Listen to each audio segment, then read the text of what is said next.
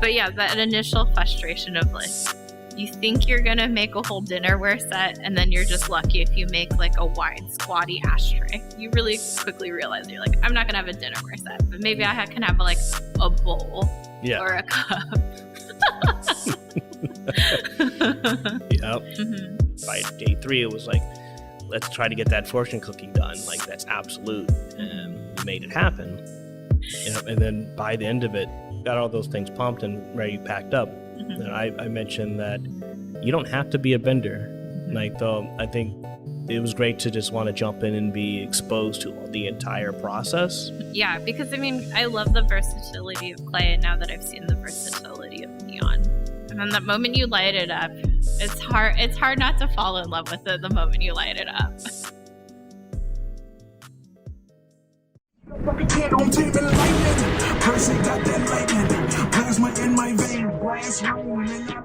Welcome back and welcome to the Taming Lightning podcast.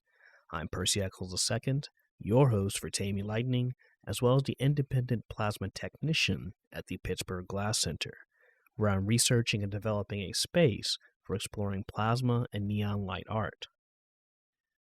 I'm passionate about plasma illuminated art, a process requiring the technical and artistic expressions of glass blowing with the alchemical and scientific application of electrified gases and specialized equipment that you would find used in neon. Self-study in this field has led me to a growing network of experts and connections that allow me to find overlaps that are relatable to our daily lives.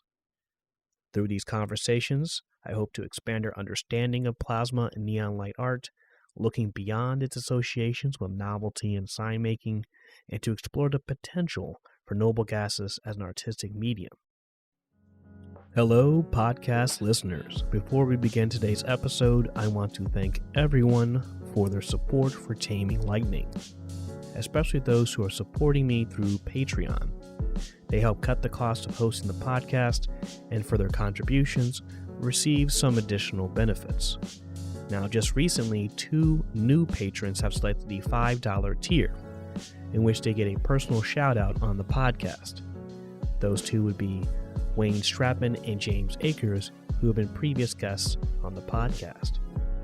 They will also be listed on the Taming Lightning website on my page of patrons, which includes those who have supported Taming Lightning through donations on Ko-fi, their time as a guest, small fundraisers, and even gifts, be it supplies, equipment, and or services.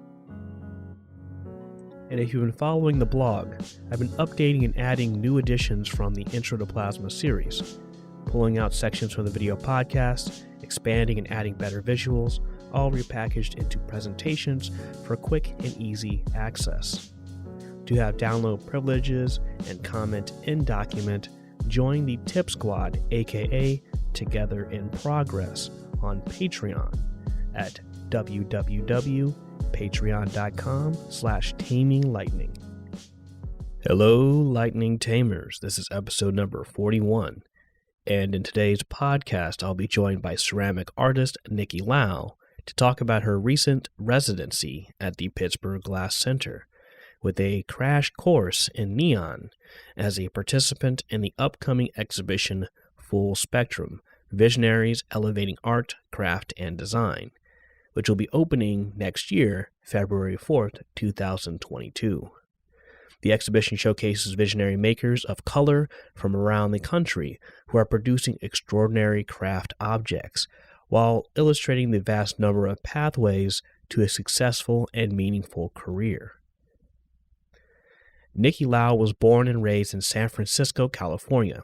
She was a 2010-2011 alumni of AmeriCorps and Public Allies, resulting in her work shifting to themes of social justice and identity politics. She received her MFA with a concentration in ceramics at Pennsylvania State University and State College, PA in 2016, where she was awarded the Bunton Waller Assistantship. After graduating from Penn State, Nikki moved to Philadelphia, PA, where she joined an all-women's art collective called This Many Boyfriends Club. She exhibited her work across the U.S., and she has collaborated and worked with several nonprofits in Philly, including Spiral Q, the Clay Studio, Sankofa Farms, the Horticulture Center, Paws, and the Flesher Art Memorial. She loves cooking for her friends and recently finished up a 1-year residency at the Clay Arts Center in Port Chester, New York, and was a ceramics artist in residence at Armory Arts Center in West Palm Beach, Florida. She is currently living in PA, running a small batch pottery business called Little Lau Shop. Welcome to the podcast, Nikki. Would you mind telling us a little bit about yourself coming into this residency and what you were planning on doing for this residency? Sure. Well, I should probably first say that I saw the application for the residency the day before. But yeah, I'm definitely just like, fuck it, just go for it. So yeah, I saw the day before. I was like, okay, got like a day to figure this out. So I have a decent body of work to choose from, so that was helpful. But yeah, I did a reimagining of Chinatown from all over the U.S. About, I would say, 2019 was a show that I did at the Clay Arts Center, which is my medium. Ceramics is my medium. But yeah, so I was thinking about that and thinking about just what it means to be Asian American in the U.S. right now, and seeing all these restaurants in Chinatown, or just Chinese restaurants in general, disappearing. But yeah, my interest is in Chinese diaspora through food. Through food. Yeah. Food's a major component for all human culture in general. So that's really something that is that you can really dig into. Yeah. Yeah, and if it's celebrated, then it sticks around like hamburgers in the US. But if it's not celebrated, then there's cultural erasure. Yeah. So I think that's what I like about clay, is that you're leaving behind almost like a note in a bottle for someone to find it, because it does take 10,000 years to break down. Yeah. It has strong staying power, and then it just becomes part of the space it came from. It comes from Earth and then goes back to Earth. Yeah. So if you're feeling cultural erasure, that's my way I've always navigated that, is to feel like I'm still here. Yeah. And you got to visit the sort of the Chinatown here in Pittsburgh. It's very small. It's like a little pocket. I don't even know if you can call it a pocket. Yeah, I went to the last remaining Chinese restaurant from the original Chinatown. It's called Chinatown Inn. The food was okay. I'm a snob, though, because I'm like from San Francisco. If I was a little bit more prepared, I would have taken you to this other place. It's in like the edge of Bloomfield. And from what I've heard, this is the place where Chinese restaurant owners go to eat food. That's the place you would go. Yeah. You know, the menu is a bit pricey, but the food is just ridiculously excellent. Yeah. I just remember that now. I don't know why. Yeah. So you come from a ceramics background. This residency is the Pittsburgh Glass Center, and that residency allowed you to work with the medium of glass, which is something you have no previous experience or reference for. Coming in, you had a lot to choose from, what you could explore. And what did you choose to try to explore during this short residency? So I applied. So because of what I had made from that show, I realized there was like 2 avenues I could take. So I started exploring. I made a small marketplace. So there was a bunch of like vegetables and fruits, like ginger and dragon fruit and green onions. So I kind of started with like, okay, I can cast some food. That's in my wheelhouse. That's still kind of related to ceramics. Yeah. But then I also had started a series of neon signs made out of clay, which I think that was my way of saying I still care about glass, even though I just never had access to it because of the affordability factor. Yeah. So then from the body of work that is neon, that you are, it has a strong interest or reference towards neon. How did you hear that we even had neon here? Oh, well, I was like scouring through Instagram and I saw that show for Lit. And then I was like, oh, they have a all neon show. That actually, I didn't see it in the curriculum, but I like that was offered for classes. But it did give me a window of possibility. So I figured I'd just throw it in the application and see if it was possible. Okay. Yeah, because I was curious of how that came up. I didn't quite make that direct connection yet. So I'm glad I asked to kind of figure that out. So you had this body of work. You saw that they had the Lit light and transmission exhibition, which featured both plasma and neon, and you put that in an application and feel out what was their possibilities. And then I guess from there, that's where Will, the studio coordinator at the Pittsburgh Glass Center, contacted me and said, hey, Nikki's resident artist wants to come in and try some neon. Do you think you could try neon? And then from there, we got on a call and we tried to figure out where to start off for this. Because, residencies, you got 2 avenues. You got approximately 2 weeks to kind of figure out how to plan it out. So the first thing we started with was it had you schedule for casting first, because that typically takes a little bit longer in terms of like having that, be able to take the object home with you throughout a 2-week period. You want to start that out first. Because not only are you're making the molds, you're making the investment, you got to dry it out, then you got to put the glass in, you got to wait for it to cool down, you got to clean up the mess after you de-invest. It's a long process. But it's a very familiar process, so it's not, the complexity there is like, I'd say this is the most controlled way you can like form glass is like put it in a cage, right? I felt very safe. Yeah.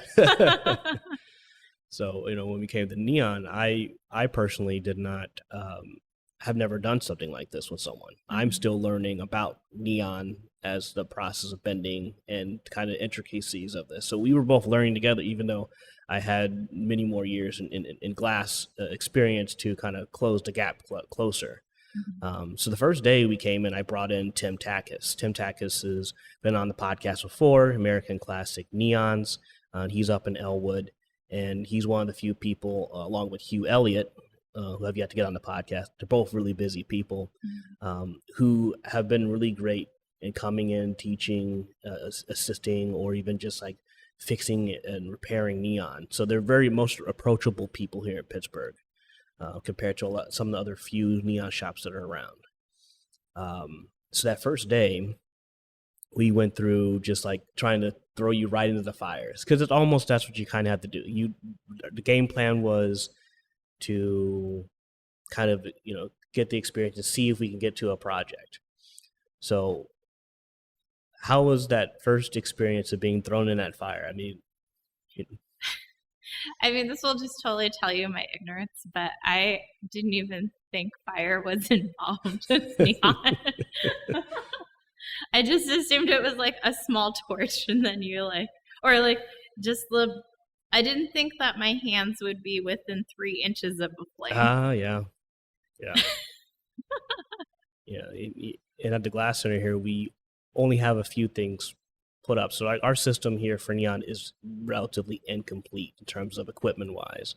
So we did switch out from something that had about five cannons on it to something that has 2, just using the knife edge crossfires, which puts out a lot less heat to your hands, but you still had to get your hands really close. We started out with just making the mouthpiece. And the reason why we had you make the mouthpiece, just to get you familiar with the glass without having to put the pressure of starting out with, you got to try to do this bend. And having never manipulated material with such distance from it, as compared to like ceramics, you had mentioned that it was very awkward for you. Like, I want to touch it, but I know it's hot. Yeah, I know. There's that part of my animal brain that had to tell myself, don't touch it. Yeah, because usually I just look at something, smear it with my thumb, and then it's good. So I'm like, oh, right, that's not a solution anymore. And so we spent that first day working on just 90 bends and then accidentally jumping into U bends. Could you tell us how that experience was, just kind of trying to do these bends with glass? What were some of the things that you noticed that you realized that was something you never considered in this process? Oh, this was the most humbling experience of my entire life. I would actually describe neon as the hardest art form I've ever encountered. Yeah, a lot of it is not a pyro, so I was very afraid the entire time. Adrenaline really high the whole time. I mean, if it were a plane, I'd be white knuckle flying. Oh, no. But also trying to like remember that I have to be in control of this situation or I'll catch myself on fire. Yeah. But you never caught yourself on fire. Did not catch. It was just shocking because I'm a space cadet. So. Yeah. There's a lot going on in that process. You have to rotate the piece one direction. You have to shift it side to side to get along the length that you're trying to bend. And you also have to balance both your left and right side of your body and position of your body. So not only you making your hands even with each other, going at the same speed. If you need to shift anything, you have to lock the upper body and rotate on a different axis. And you're doing all these things. 2 left hands. It was so bad. They're all so intuitive. And, you know, even though I have worked with flame working and I work in furnace glass, I'm familiar with how glass moves. But still, even myself, one hand will move faster or slower than the other. And then you have to hold the piece awkwardly. You have one that's like sticking out 3 feet and the other one's sticking out like 8 inches. And it's like, what's going on here? Yeah, I realized typically on my usual making day, everything is within like maybe like 5 inches. My hands are 5 inches from each other. So I think once it like stretched all the way out to like a couple feet, I'm like, oh, I don't know how to balance this at all. But you develop well for such a crash course. Yeah. And so you noticed you were getting a sense of the glass after day 1. Mm-hmm. Day 2 of the residency you scheduled, we had to call that off. Yeah. We just you mentioned that you had a bit of a itch in your throat or tickle, and you just wanted to make sure. And I give you a lot of crap about that, but that's just me being fun about it. We talked about that, but in general, that was the best move. And you got your test, and it was negative. Great. It's better to be certain than not. To Will, because I think if you said, yeah, go ahead, go in, I think I would have done it too. But yeah, I do realize like doing a residency in the time of COVID is very strange. Mm-hmm. For me, when COVID hit, I think my sense of community accountability arose. Yeah. Then you have people like me who's just constantly bombarded by community as my primary occupation. It's a whole different story, but in a similar vein, if I feel like I'm sick, I'm not going to work. Mm-hmm. So let me get back to day 3. We had a bit of a shorter day. It is a shorter day, so I'm sure that added more pressure too. Yeah, I mean, I think I knew though after the first day, I'm like, if you just make one piece, that would be okay. It was good to adjust standards.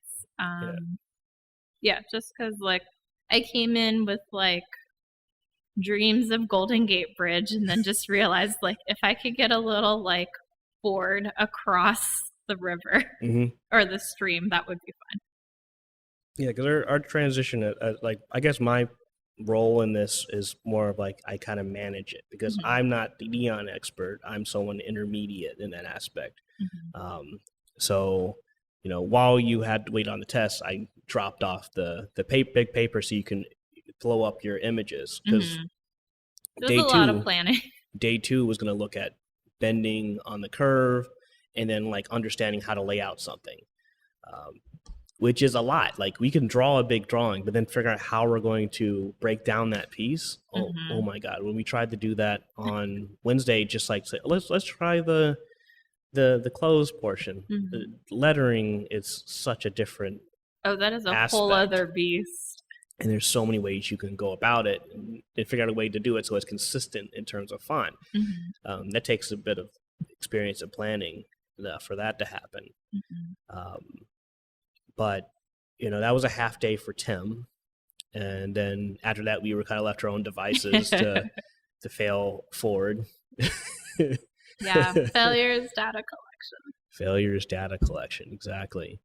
And even though it's a shorter day considering where we left off, where Tim is at and where I stepped in, I think that was a nice intermediate, because then by the time we got in there yesterday on Thursday, the third and final day of it, we had a couple things that were on the way to being, attaching electrodes and stuff like that. And so instead of just like having Tim come here, because he had come here on that Tuesday that you couldn't come in, so it was best we just went over to his place since we wanted to fill something up. And that's the thing, when it comes to getting to the point where we want to fill some pieces up, the way that I would do it here at the Pittsburgh Glass Center for our setup, it would not be very time efficient, because here we do not have a bombarding system that is set up, and we cannot have that here because we need a dedicated space so it doesn't move around, so things are connected where they should be connected and no one's like, oh, something's not connected, right? So we would do it through oven. We use the oven to heat up the glass, which is what the bombarding is doing. It's heating up the glass at a high voltage. Some people say it's a lot cleaner because you're actually hitting it, bombarding with actual ionized particles, which will like disintegrate organic material, allowing you to pull that out through the vacuum. So if you wanted to get the pieces pumped, it's faster just to go straight to the bombarding. So I think that was a really great choice that we came together on. Look, I'm really glad that Tim was open to us basically staying at his studio all day. It was so generous. I also, I think I felt more comfortable because I knew everything was so well set up. And then that hurt me. No, I'm joking. Well, it's like 14 years of setting up a studio. Yeah. Yeah. And then there's also just seeing because it was like a museum of neon. Like there so was something signs. Really comforting about, like when I go into a ceramic studio, like a potter studio, and their work is everywhere. I'm like, okay, I'm in good hands. Yeah. But when you walk into a studio and there's no evidence of what you're going to work on, you can't really imagine what's happening. Yeah. And when we went into the studio that we used, I mean, it's a great studio, but it is tabula rasa. You don't know what to expect. Yeah. And we kind of talked about that when we, went out to grab lunch and we walked by on Penn Avenue and seeing all these different storefronts, and we talked about warmth and neon. And warmth not necessarily in the case of actual temperature, but the way that the difference between putting a neon and an LED sign in your business. And some places like a barber shop, which is a social space, like a salon, having neon in there really brings you in. Yeah. In the same way, when we went over to Tim's place, having all that neon around is just like, oh, this is like a comfortable place. Yeah. Well, even compared to in here, when you go up to the hot shop where they're blowing, there's all the shelves with student work on there, so you can see evidence that progress can be made, and that actually gives you some kind of encouragement. Yeah, I think that the pristine, the size of the Flame Studio here at the Pittsburgh Glass Center kind of limits how much clutter we could have. I'm hoping some of that could possibly be remedied through a little bit more presentation when it comes to the expansion, or maybe I start playing around with that a bit more, finding spaces on those big, large windows to display a couple different things. I think that could definitely help. I mean, even when you just walk into the flame shop Like you could see all the things that have been set up by like the Mhm. entrance. So Yeah. you get a sense of those classes. But then you see like a single neon sign and you're like, okay. Right. Yeah. Yeah, I think more would be great. Taming Lightning is supported by the Pittsburgh Glass Center, who has encouraged my exploration, research, and development of a space for plasma and neon sculpture. The Pittsburgh Glass Center is a nonprofit, public access school, gallery, and state-of-the-art glass studio dedicated to teaching, creating, and promoting glass art. Glass art. We teach it, we create it, we promote it, we support those who make it.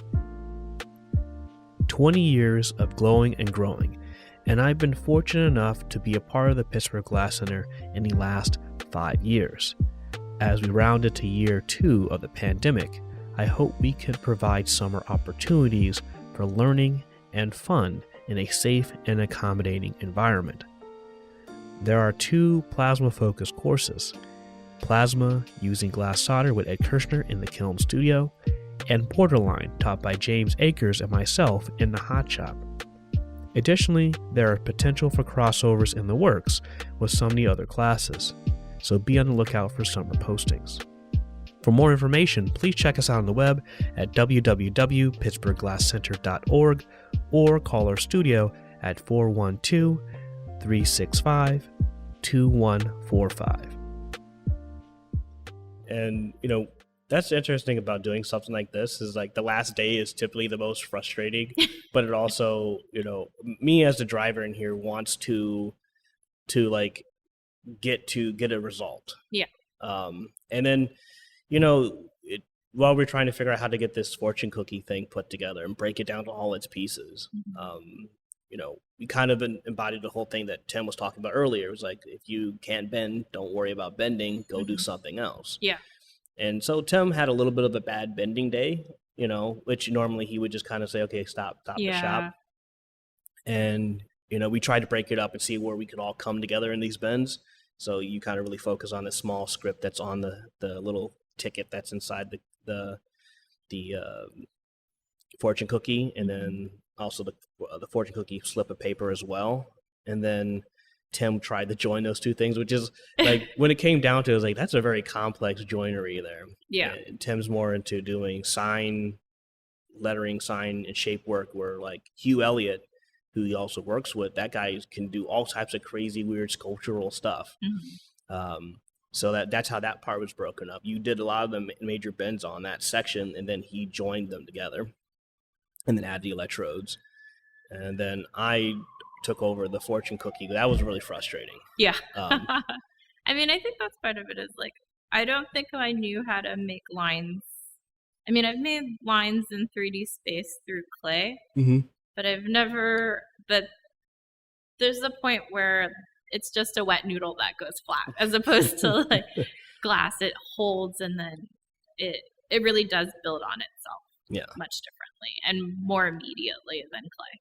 Yeah, I fight with like results. Like, so when we were trying to get those bends, and like you tried to get the 90 and then it wasn't working, then I realized I don't have to make a 90 to get that curve. You need to make like a more obtuse angle. Then you can use a ribbon burner to droop it into a nice curve. And I'd never done curves before that time. Like I was just like, I just know that if I pull, the glass will pull on itself and straighten itself out. It's a weird thing that I don't know. It just like, it's intuitive. And I struggle with that. We had 3 pieces of pink. Messed up the first one. Got the second one. So many dead bodies. And then the third one made the completion of that entire cookie portion.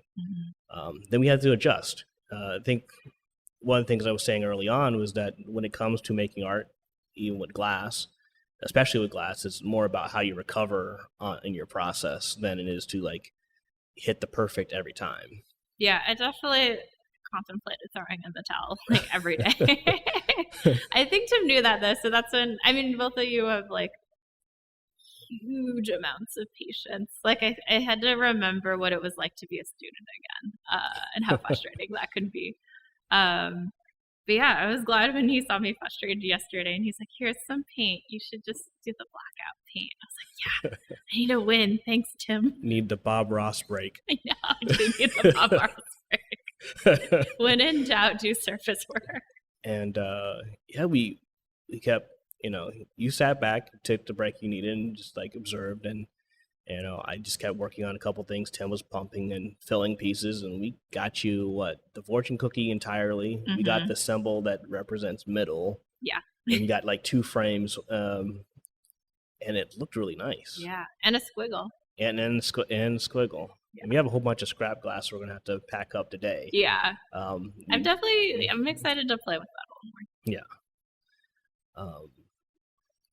And throughout this whole entire process, you were like, I'm not sure I'm not sure how I feel about neon. Yeah. So from the beginning, how did you feel about the process? It's so fun. I can only compare it to like teaching clay. But I remember like wheel throwing. I absolutely hated wheel throwing because it involved a lot of the similar techniques of timing, working quickly, working in unison to some degree. Mm-hmm. You can kind of be a little off and get away with it, but not as much with glass. But yeah, that initial frustration of like, you think you're going to make a whole dinnerware set, and then you're just lucky if you make like a wide, squatty ashtray. Yeah, and then by the second day, how'd you feel then? The second day, I just focused on the moves. And I think once and then I also just like significantly changed my game plan around it. So it was more like, I hope it, because I came in with like 10 drawings, not having any real sense of timeline. Well, it's good that you had 10 drawings. Yeah. It allows us to pare down all these different things and see what we could work on. Yeah, exactly. So once I got there, then I was thinking about, how to pare it down, what is actually feasible in the timeline that we had. And then, just trying to get comfortable with bends. Because I'm really, you really quickly realize you're like, I'm not going to have a dinnerware set, but maybe I can have like a bowl or a cup. Yep. And then by the end of it, once we got all those things pumped and ready, packed up, then I mentioned that you don't have to be a bender. I think it was great to just want to jump in and be exposed to the entire process. That was like the kind of only goal I really had was let's expose the entire process. And then by day 3, it was like, let's try to get that fortune cookie done. Like that's absolute. And we made it happen. How do you feel you would approach neon in the future? Do you think you'd want to put your hands in the fires again? Not particularly. Right. Yeah. I think that's the nice part about trying new things or trying different mediums is like, it's a mythos. Like I've been wanting to work in glass for like 15 years. So actually trying it, what I had built up in my mind to what it was, I have so much more reverence for it now because I realized how challenging and difficult it was, or still is. But it did make me think about how I wanna, I fell more in love with clay, if that's even possible. I think so, yeah. But I also want to figure out how to incorporate it more into my work. Because I love the versatility of clay, and now that I've seen the versatility of neon, and then the moment you light it up, it's hard not to fall in love with it the moment you light it up. So I like the results of neon. I don't necessarily like the process. Yeah, and that's perfectly valid, right? There's people who are never benders, who understand the process enough to provide some ideas or drawings or designs. Work with a fabricator. Some people reuse neon, like Jeff Chipless, who I'm hoping to have on the podcast. I need to give him a call whenever I can prioritize, right? Who uses reuses like parts of neon signs and then has other parts fabricated and then combine them together into installations or chandeliers or whatever. That's all. There's all types of avenues. Yeah, I love that you told me that because I kept thinking about all the ways I could add clay into neon. Exactly. And that's going to be really awesome. There's artists who are multimedia artists like Sarah Blood. She's known as a neon artist, but she uses a lot of different mediums with her neon. And so you can look to these other people, how they've, taking simple elements and combining with other materials. And there's a lot you can do. I'm excited to see what you come up with and see where you go when you apply your aesthetics and your ideas to this. There's so much you can expand and emphasize with your material with glass and neon. Yeah, it's exciting. Are there other processes in glass that you'd be interested in expanding or exploring or trying out? Because you did casting and you did neon here. I really liked casting, just because it was so close to what I do. And I'm glad I had two experiences. I'm glad I did something that was close to what I do, and then I'm glad I did something that was so beyond what I can imagine. Yeah, I mean, I would probably try to do glass blowing at some point, but I also could not think about how to incorporate that into my proposal with my current work. So, if neon wasn't available, what would you have chosen in its place? Probably stained glass. Yeah, that has always been really appealing. That's the other one I would have done. Yeah, that's a really good choice. Yeah, stained glass is I'm always fascinated by stained glass work. Yeah, I always think about light. That's why it's super attractive to me. Same. Also, I feel like a lot of it has to do with like drawing, which is not my skill set, so it feels like a good place to actually expand on it. Yeah. I mean, it's kind of interesting when you consider drawing. I mean, you are, what is drawing, but creating a visual shape to work from, right? Sometimes it's not as like, it hasn't had to be as so aesthetically detailed or clever in the way it's rendered. And I think that's the beautiful thing about drawing. It's kind of why I keep drawing to myself a lot. Yeah. Any like comments, any comments about the residency or even questions about neon? I mean, I'm glad I got to be the first pancake. The first pancake. It's always the first pancake is always the best pancake, really. There's a lot of attention given to it for sure. Yeah, it's the first to be dropped on the butter, so it's nice and crispy and golden. Everything else is a little bit darker. Doesn't have the same crunchiness. My mom could do it every pancake, but we're not talking about pancakes. I mean, yeah. No, I'm glad to be part of like how it could be piloted, and I'm definitely curious to see how it can be expanded. Because I realize, there's a learning curve with starting something new. Yeah, and we didn't get through everything entirely. Oh yeah, I mean, if I went back in time, I'd be like, let's do this for 10 days. Yeah, the last thing to really close up on would have been to talk about, installing it, like using standoffs, marking it up for installation, transformers and things like that, which you should definitely just grab a copy of this just to have with you.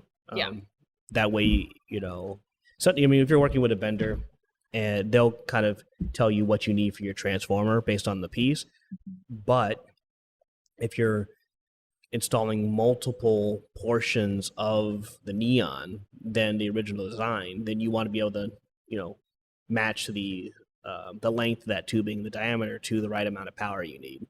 So having the neon techniques and handling 3rd edition or the neon techniques edition number 4 would be really good. Yeah, I mean, just the whole like electrical component. I'm like, oh right, it's a piece of light. It's just light up on its own. Yeah, I really appreciate you taking the time for this podcast, but also just like pushing in is like, let's do some neon. I was like, I couldn't say no. I couldn't say no. Yeah, thank you so much. I had to say maybe. Let's see what we can do. Yeah, no, I'm so grateful for you and Tim this week. It's been like an amazing learning experience. All right, you're on the internets. You're on the Instagrams. Yep. Where do we find you on Instagram? So I have 2 handles. If you want to know my personal account, it's lau.nikki, so lau.nikki. Mm-hmm. And then my other one is my production pottery, which is Little Lau Shop. Yeah. So LAU. But yeah, you can check me out on both. And then you have a website for both of those? I do have websites for both of those. So if you want to see more of my like fine art portfolio, it would be nikkilauart.com. And then if you want to buy my work, then it's littlelaushop.com. Thank you. Thank you. Thank you for listening to the Taming Lightning podcast. Music credited to the following artist in order of appearance: Retro by One, Next Time by Haiku, Taming Lightning Theme by Trav B. Ryan, Mixtape produced by Readyman, and Walking by Roz Hop. I hope you enjoyed the podcast. This was one of my first experiences facilitating part of the residency, though when I look back at it, it really isn't so very different than being an artist assistant or a TA. But what was really new was facilitating neon, which, for my recent conversations since the recording, has led me to believe that there's much more work ahead of me for a full in-studio experience. I would say frustrating and fun are the best way to describe working with glass, especially such a skillful process like neon bending. While I fell in love with plasma at first, I'm starting to find a very strong interest in neon thanks to Nikki Lau's nudge for neon in her proposal and the well-appreciated guidance and teaching of Tim Takas. Now, speaking of Tim, you can learn about his journey in neon in the podcast in episode number 28, American Classic Neons with Tim Takas. And I want to thank Nikki Lau for the conversation and respects to her jumping hands first into the fires. I hope this experience has nudged you into the possibilities of using neon in your future works, and even if your hand isn't the one bending. I'd like to thank the Pittsburgh Glass Center for supporting me as a space for research and inspiration, the Plasma Art Alliance, where I have an access to a well of knowledge and connects me to some amazing and supportive people. And if you'd like to support Taming Lightning, subscribe to the newsletter on www.taminglightning.net or follow on Instagram at Taming Lightning.